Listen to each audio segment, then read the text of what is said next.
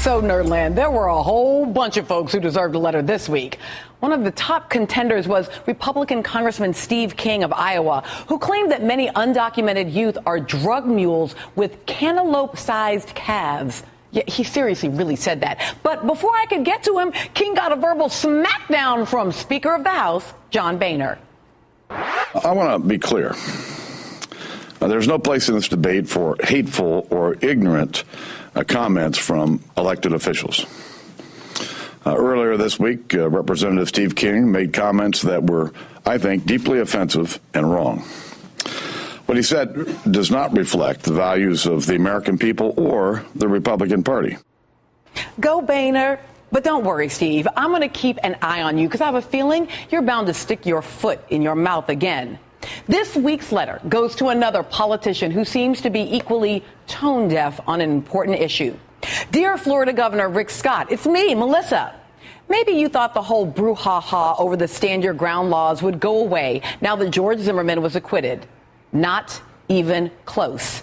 How's the noise outside your office, Governor? Are you not hearing the growing presence of people who have been protesting for more than a week, imploring you to address the stand your ground laws by reconvening state lawmakers? Did you not hear Trayvon Martin's mother, Sabrina Fulton, yesterday tell a crowd at the National Urban League's annual conference that she feels this very law is the reason why her son's killer was not held accountable for his death? A law that has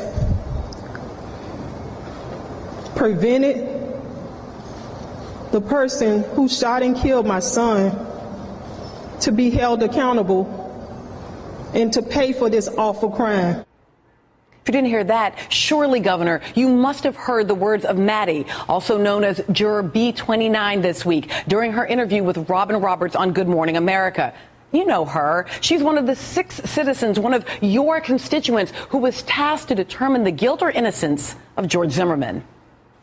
For myself, he's guilty because the evidence shows he's guilty.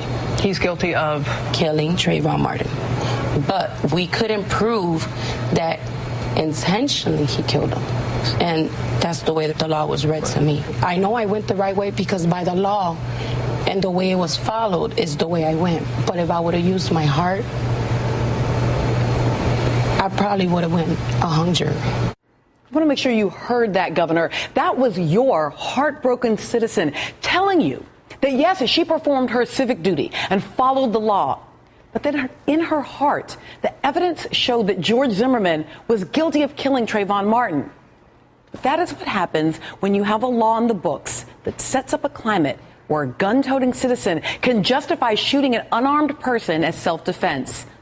Since your state became the first to adopt Stand Your Ground in 2005, the number of what's termed as justifiable homicides tripled from 12 to 35 per year between 2005 and 2010. That's an increase of 283%. Are you hearing us yet, Governor? What are those people outside your office? What they're trying to get you to hear is that it's going to take a lot more than last year's quickly assembled task force to show them that you take their concerns around this law seriously. They want real action that shows you understand this law is unacceptable and should not be used to justify the death of an unarmed teenager. The problem does not begin with the tragedy that happened to Trayvon Martin. The problem does not even begin with the actions of George Zimmerman. Governor, the problem begins and remains with the Stand Your Ground law. Sincerely, Melissa.